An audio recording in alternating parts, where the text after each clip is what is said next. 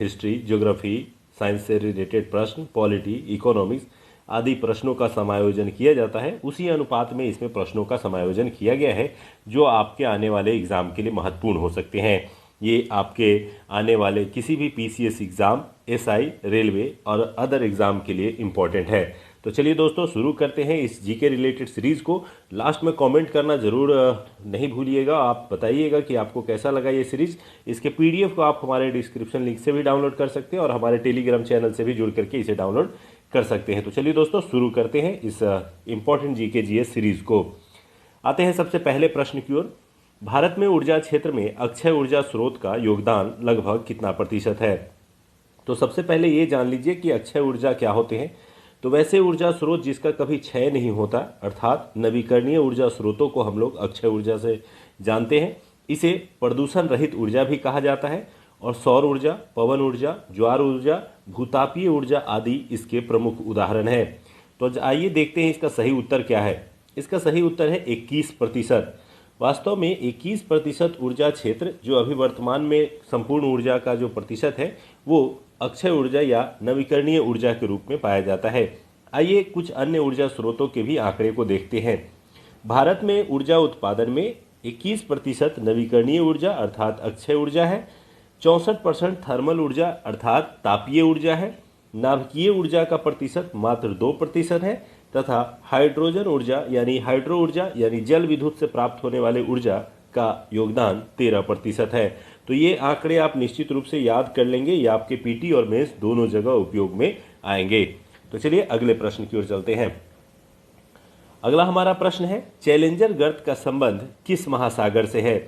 तो इसके बारे में आपने कई बार पढ़ा भी होगा कि ये दुनिया का सबसे गहरा गर्त है। ये चैलेंजर गर्त का संबंध जो है वो प्रशांत महासागर क्षेत्र से है। आइए जानते हैं इसके विषय में कुछ अन्य तथ्य। चैलेंजर गर्त मेरियाना ट्रेंच का सबसे गहरा स्थान है जो प्रशांत महासागर में स्थित है। तो यहाँ से आप ये उत्तर चिन्हित कर सकते हैं। इसके अलावा मैं बता दूं, चैलेंजर गर्त पश्चिमी प्रशांत महासागर में मेरियाना द्वीप के पास स्थित है। हाल ही में इस मेरियाना ट्रेंच में पहुंचने वाली प्रथम महिला कैथी सुलीवान बनी है, जो कि करंट अफेयर्स की दृष्टि से महत्वपूर्ण हो सकता है।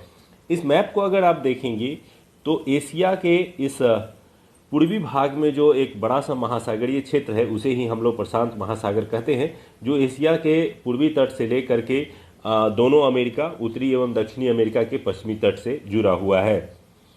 आते हैं अगले प्रश्न की ओर। अगला प्रश्न है, वरना तथा मूसी निम्न में से किसकी सहायक नदी है? इसका सही उत्तर है कृष्णा नदी, क्योंकि आपने मूसी और अन्य नदियों के बारे में कई बार पढ़ा भी होगा। ये कृष्णा नदी की सहायक नदी है। कृष्णा के बारे में सबसे पहले हम लोग जान लें।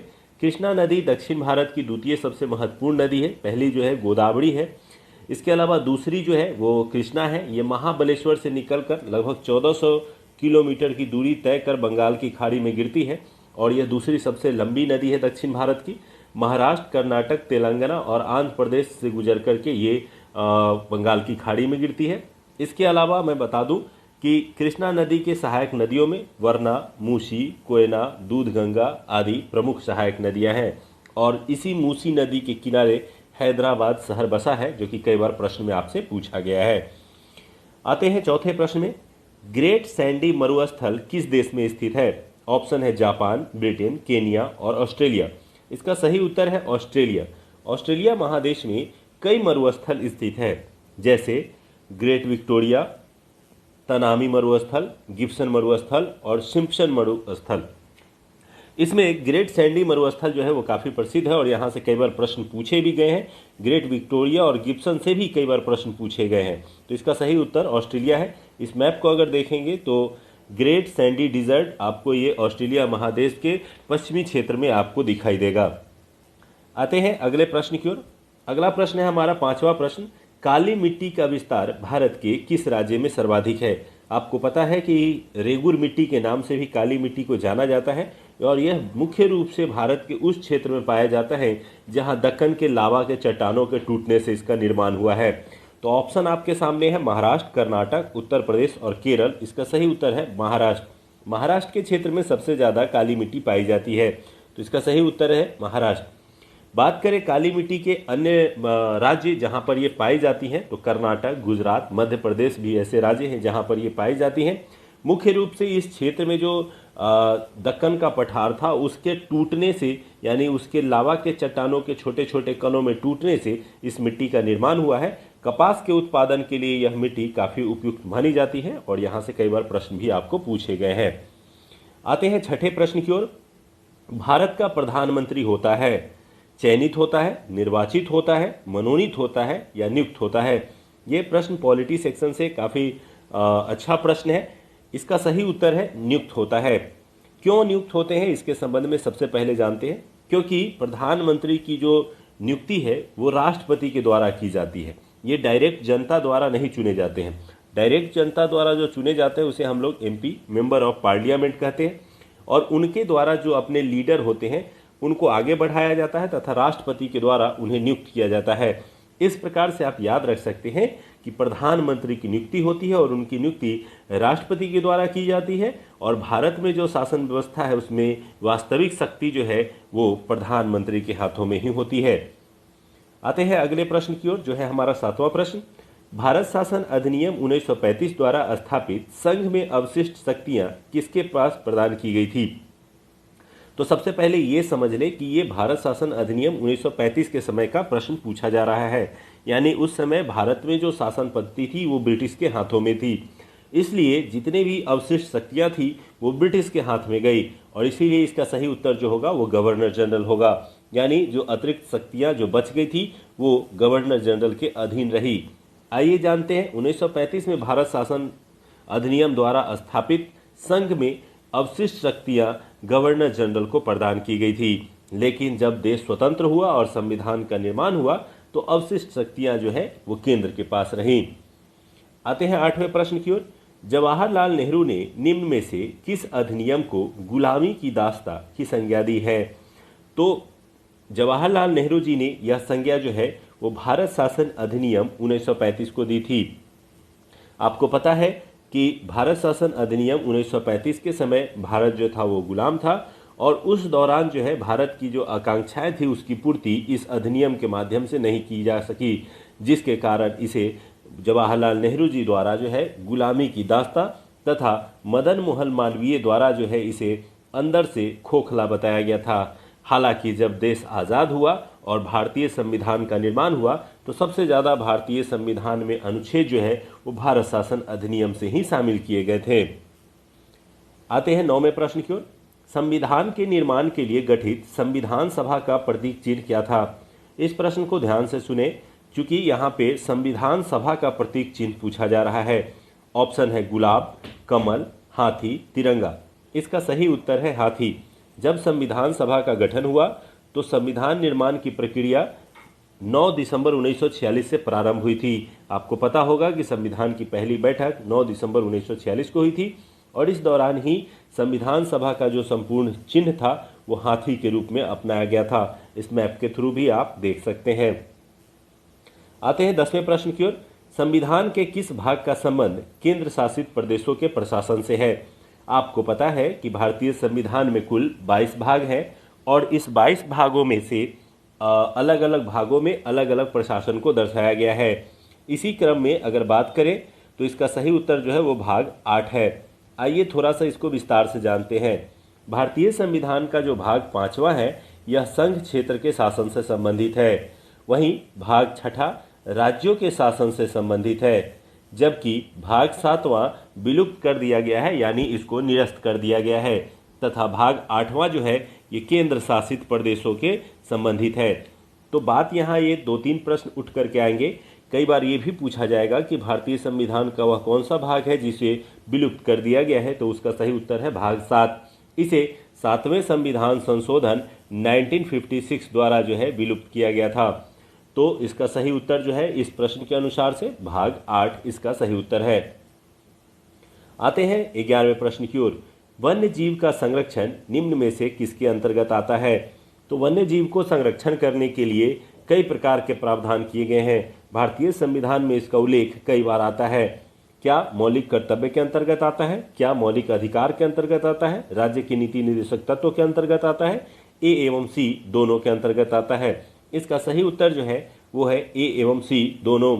वास्तव में भारतीय संविधान में मौलिक कर्तव्यों के अंतर्गत भी भारतीयों से ये अपेक्षा की गई है कि वो वन एवं वन्य जीवों का संरक्षण करेंगे। इसके अलावा राज्य के नीति निर्देशक तत्वों में भी वन एवं वन्य जीवों के संरक्षण का प्रावधान किया गया है। यही कारण है कि इसका सही उत्तर जो है ऑप्शन डी, ए एवं सी दोनों है। इसके अलावा वन्य जीव अधिनियम 1972 के तहत जीवों के रक्षा एवं संरक्षण के लिए एक कानून बनाया गया था। आते हैं 12वें प्रश्न की ओर। भारत के किस राष्ट्रपति को दार्शनिक राजा कहा जाता है? ऑप्शन है doctor Zakir Husain, doctor Rajendra Prasad, doctor S Radhakrishnan, doctor Abdul Kalam. इसका सही उत्तर है डॉक्टर एस राधाकृष्णन। डॉक्टर एस राधाकृष्णन अपने धर्मशास्त्र एवं दर्शन शास्त्र के लिए काफ़ी विद्वान थे। यही कारण है कि उन्हें विभिन्न विद्वानों द्वारा दार्शनिक राजा कह करके संबोधित किया गया। यही कारण है कि आपसे ये प्रश्न पूछा जा रहा है। डॉक्टर राधाकृष्णन के बारे में आप जानते हैं कि वह भारत के प्रथम उपराष्ट्रपति तथा भारत के द्वितीय राष्ट्रपति थे। आते हैं अगले प्रश्न की ओर। 13वां प्रश्न, भारतीय संविधान के किस अनुच्छेद में पंचायती राज संस्था का प्रावधान किया गया है? तो भारतीय संविधान के किस अनुच्छेद में पंचायती राज का प्रावधान है? ऑप्शन है अनुच्छेद 36, अनुच्छेद 38, अनुच्छेद 40, अनुच्छेद 42। इसका सही उत्तर आपको कई बार पढ़ने को मिला होगा। इसका सही उत्तर है अनुच्छेद 40। इसके संबंध में मैं बता दूं कि आर्टिकल 40 के अंतर्गत, जो कि राज्य के नीति निर्देशक तत्वों के अंतर्गत आता है, जो भाग 4 में है, इसमें ग्राम पंचायत यानी पंचायती राज संस्थाओं के गठन के संबंध में प्रावधान किया गया है। हालांकि इसे पूरी तरह से मान्यता 73वें संविधान संशोधन 1972 के तहत दिया गया था। आते हैं अगले प्रश्न की ओर। यदि पंचायत को भंग किया जाता है तो उसका चुनाव कितने समय के भीतर करवाया जाना अनिवार्य है? तो पंचायतों को भंग अक्सर कर दिया जाता है या कई बार भंग हो जाते हैं, तो ऐसे में उसके चुनाव करवाने के लिए जो समय सीमा निर्धारित की गई है वो 6 माह की गई है। अर्थात 6 माह के अंदर ही चुनाव संपन्न कराना अनिवार्य होता है। संविधान के अनुच्छेद 243 के तहत पंचायतों की अवधि 5 वर्ष रखी गई है और 5 वर्ष रहने से अगर पूर्व ही इसका विघटन हो जाता है तो 6 माह के अंदर ही इसकी अवधि समाप्त होने से पूर्व ही चुनाव कराना अनिवार्य होता है। आते हैं 15वें प्रश्न की ओर। किस समिति ने भारत में लोकपाल की नियुक्ति का सुझाव दिया था? तो भारत में लोकपाल की नियुक्ति से संबंधित सबसे पहली बार सुझाव जो है वो प्रशासनिक सुधार आयोग के द्वारा दिया गया था। आइए जानते हैं प्रशासनिक सुधार आयोग के संबंध में। भारत में लोकपाल की नियुक्ति का सुझाव सर्वप्रथम प्रशासनिक सुधार आयोग द्वारा दिया गया।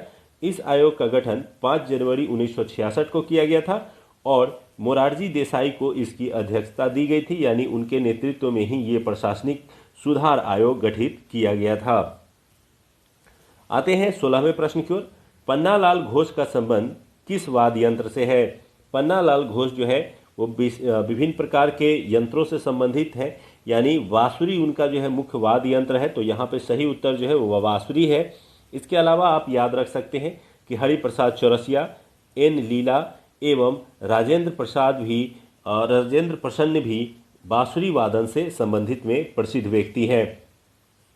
आते हैं अगले प्रश्न की ओर। अगला प्रश्न है, विश्व रेड क्रॉस दिवस कब मनाया जाता है? तो सबसे पहले जान लीजिए कि रेड क्रॉस क्या है और उसके बाद हम लोग इसके सही उत्तर को देखते हैं। इसका सही उत्तर है 8 मई। 8 मई को विश्व रेड क्रॉस दिवस मनाया जाता है। और इस दिन क्यों मनाया जाता है, आइए जानते हैं इसके बारे में। रेड क्रॉस की स्थापना 1863 में 8 मई को हुई थी, जिसके कारण इसकी जो मनाने का दिवस है वो 8 मई को ही रखा गया है। ये उसका रेड क्रॉस का सिंबल यहाँ पर आपको दिखाई दे रहा है। यही कारण है कि इसे रेड क्रॉस दिवस के रूप में जाना जाता है। हेनरी डुनांट के द्वारा यह स्थापित किया गया था। वर्तमान में इसका मुख्यालय जो है वो जिनेवा में है। इसके अलावा आप यहाँ याद रख सकते हैं कि 8 मई को ही प्रवासी पक्षी दिवस भी मनाया जाता है। तो यहाँ से भी एक प्रश्न आपको बनता है। आइए अगले प्रश्न की ओर चलते हैं, जो है हमारा 18वां प्रश्न। संयुक्त राष्ट्र संघ के किस अंग को दुनिया का पुलिसमैन कहा जाता है?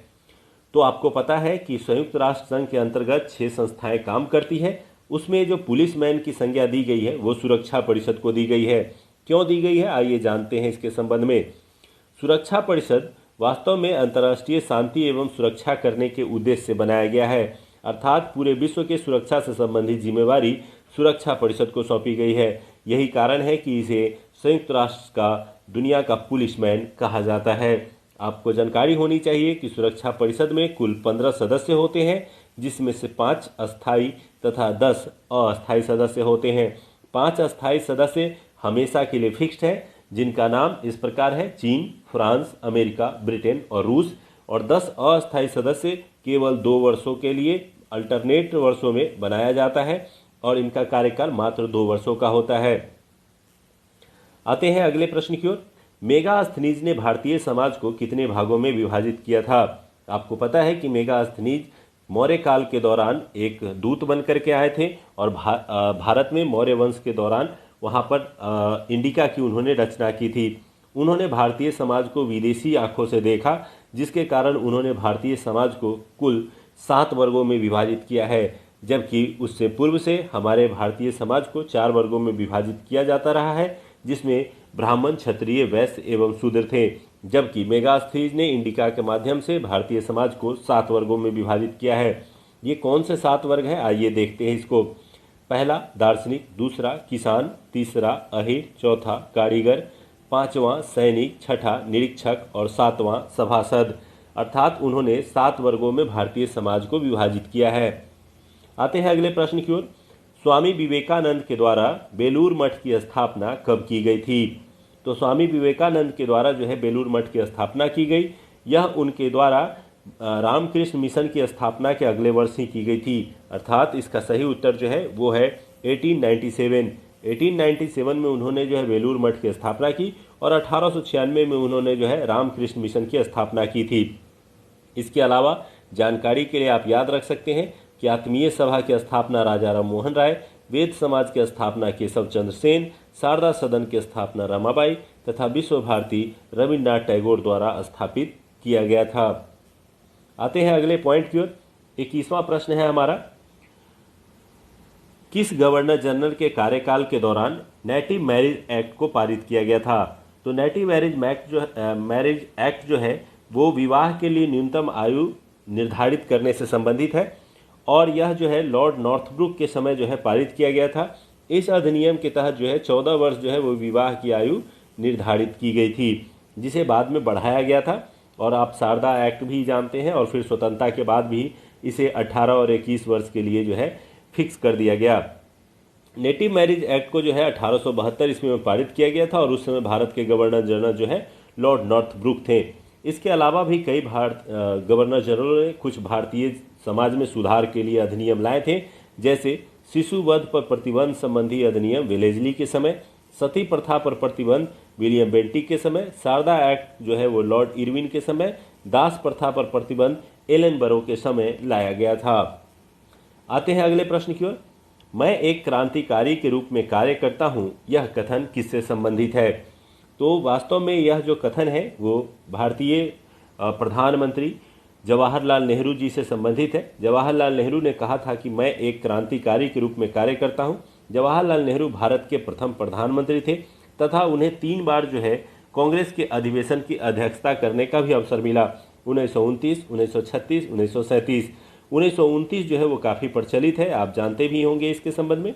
जवाहरलाल नेहरू समाजवाद के एक प्रखर समर्थक थे और कई बार ये प्रश्न भी आता है कि मैं समाजवादी हूँ, ये किसने कहा है? तो ये भी प्रश्न जो है वो जवाहरलाल नेहरू जी से संबंधित है। आते हैं 23वें प्रश्न की ओर। विजयनगर साम्राज्य पर शासन करने वाले शासकों का क्रम बताइए। आपको पता है कि दक्षिण भारत में एक साम्राज्य विकसित हुआ था मध्यकालीन भारतीय इतिहास के समय, जो विजयनगर साम्राज्य के नाम से जाना जाता है।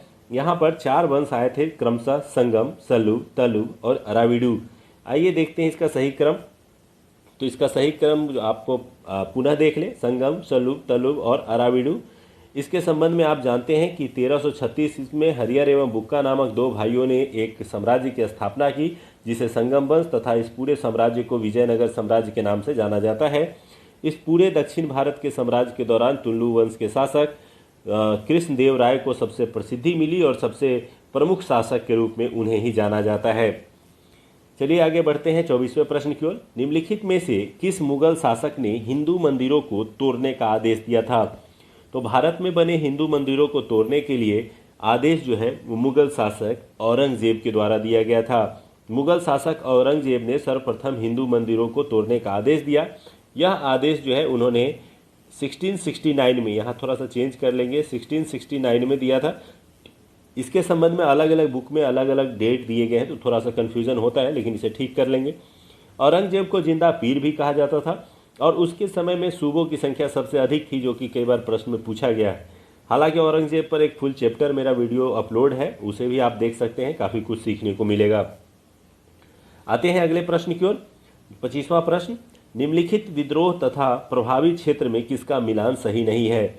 फकीर विद्रोह बंगाल क्षेत्र से, अहोम विद्रोह असम क्षेत्र से, चुआहार विद्रोह झारखंड से, तेभागा विद्रोह बंगाल से। इसमें जो सही सुमेलित नहीं है वो है चुआर विद्रोह झारखंड। इसका सही कारण ये है कि चुआर विद्रोह जो है वो झारखंड में नहीं बल्कि बंगाल में आयोजित हुआ था। तो सही मिलान देख लें, फकीर विद्रोह बंगाल, अहोम विद्रोह असम, चुआर विद्रोह बंगाल, तेभागा विद्रोह बंगाल और कुका विद्रोह पंजाब में हुआ था। इसके अलावा जनजातियों से शुरू हुए विद्रोह पर एक वीडियो आपको बनाया गया है, जो कि प्लेलिस्ट में आपको मिल जाएगा, उसे देख सकते हैं। आते हैं अगले प्रश्न की ओर।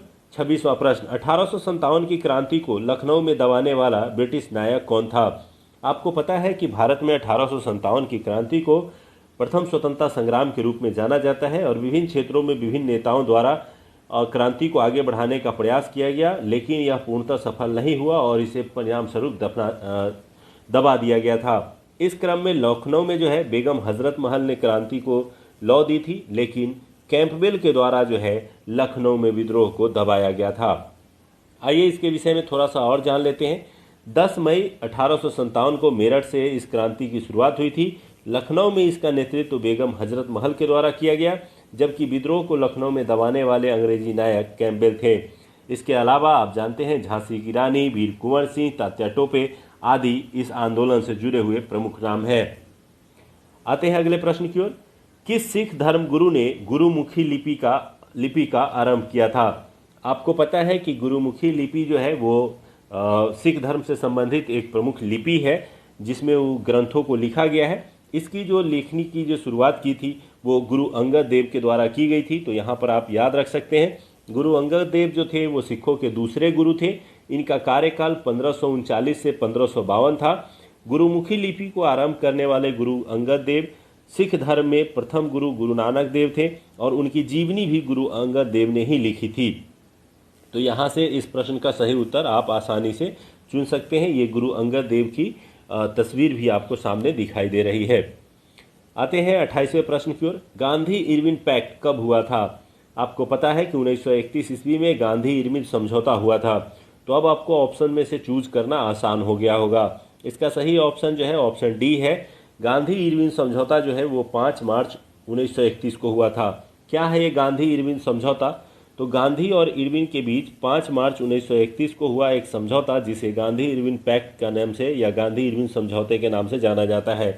गांधी जी ने इसके बाद सविनय अवज्ञा आंदोलन को स्थगित कर दिया था।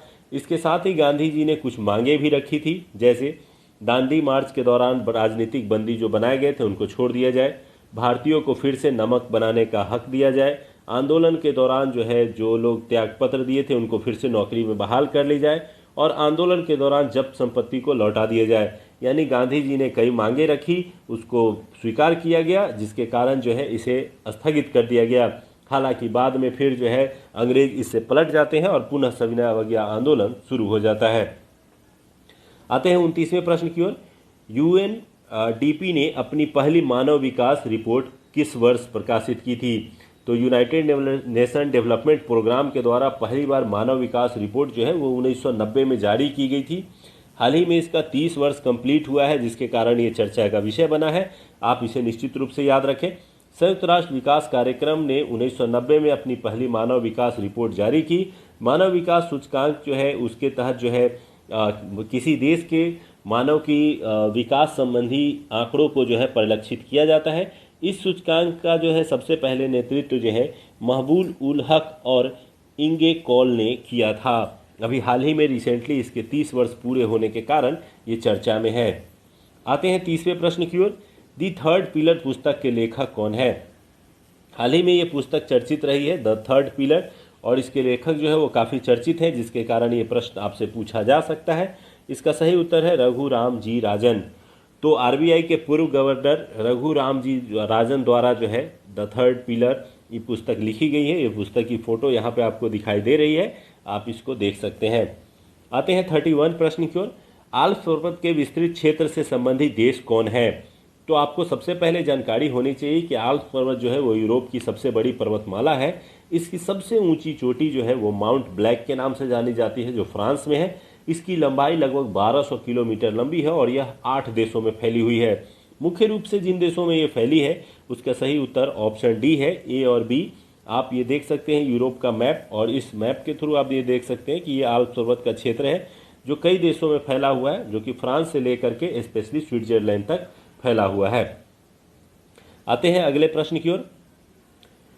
धान से निकलने वाली गैस कौन है? तो आपको पता है कि धान के खेतों में जब पानी का जमाव हो जाता है तो वहां से गैसों का रिसाव होता है, और यह गैस जो है मुख्य रूप से मीथेन गैस होता है। इसके संबंध में आपको कई बार ये प्रश्न पूछे जाते हैं, तो इसे जरूर याद रखें कि धान के खेतों में जब पानी का जमाव होता है तो धान की पौधों का और पानी से जो सड़न होती है उसके कारण जो है मीथेन गैस का रिसाव होता है, तो ये आपको याद रखें।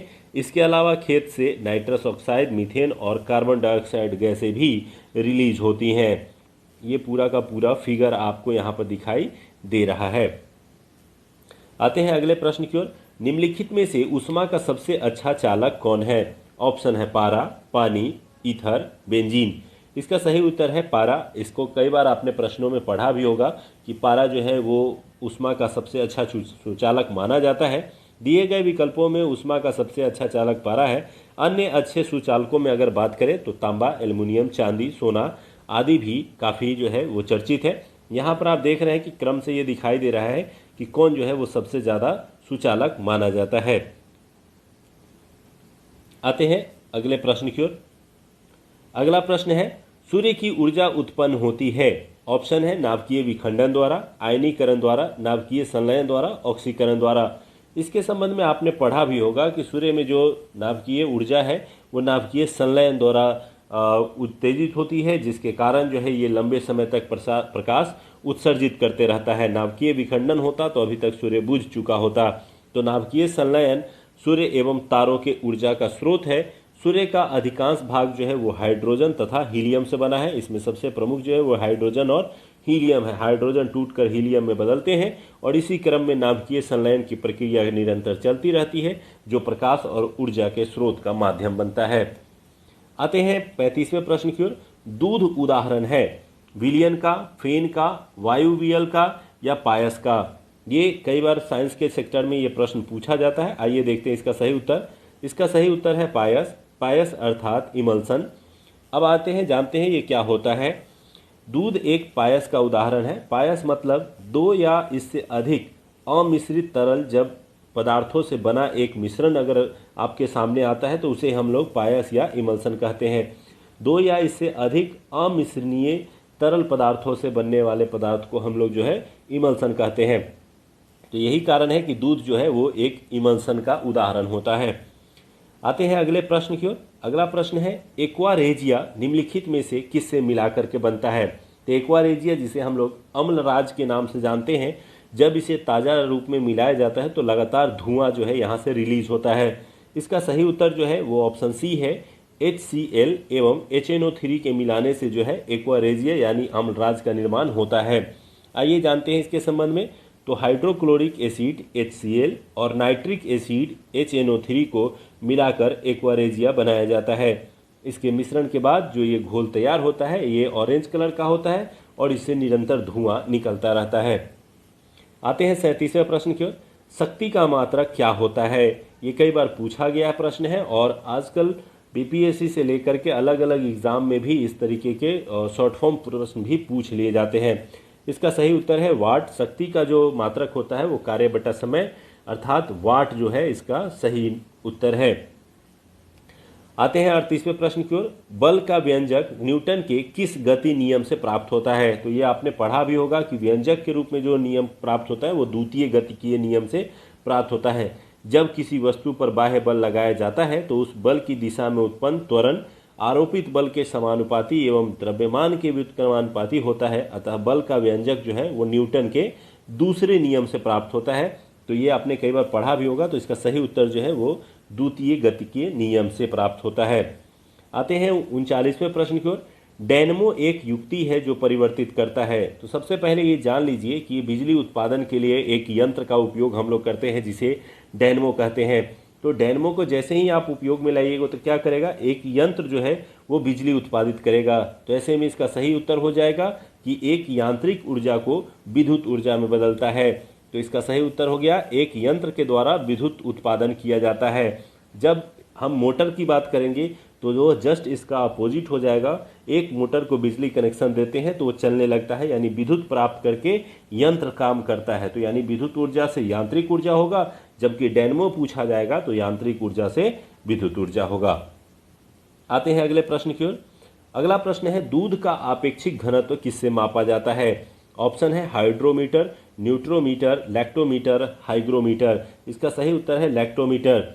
ये लैक्टोमीटर यंत्र का जो है उदाहरण दिया जा रहा है। जब दूध में इस मीटर को डाला जाता है तो यह ऊपर तैरने लगता है और तैरने के दौरान ही वह दूध के घनत्व को बताता है, जिससे पता चलता है कि दूध की शुद्धता कितनी अधिक है। तो यानी दूध के आपेक्षिक घनत्व एवं शुद्धता मापने के लिए लैक्टोमीटर का प्रयोग किया जाता है।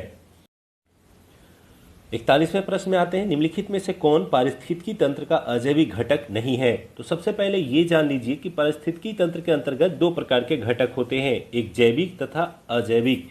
तो जैविक के अंतर्गत वैसे आते हैं जो जीवित हैं, जैसे पौधे, जानवर, मनुष्य आदि, और अजैविक घटक के अंतर्गत वो आते हैं जो जीवित नहीं है। तो ऐसे में यहाँ प्रश्न पूछा जा रहा है कि अजैविक घटक कौन नहीं है। तो यानी जीव जो होंगे वो अजैविक घटक नहीं होंगे, बल्कि प्रकाश, जल और मिट्टी अजैविक घटक होंगे। तो आइए देखते हैं इसके सही उत्तर को। इसका सही उत्तर जो है वो है जीव। जीव एक अजैविक घटक नहीं बल्कि जैविक घटक है। सबसे पहले इसको समझिए। जैविक अर्थात बायोटिक। बायोटिक में प्लांट्स, एनिमल और जो छोटे छोटे जीव जंतु होते हैं वो सभी शामिल होते हैं। अजैविक घटक में वायु, हवा, पानी और मिट्टी जैसे अजैविक घटक को शामिल किया जाता है। ये दोनों घटकों के मिलने से ही पारिस्थितिकी तंत्र का निर्माण होता है। आते हैं अगले प्रश्न की ओर। अगला प्रश्न है हमारा 42वां प्रश्न, निम्नलिखित में से कौन सही कथन नहीं है?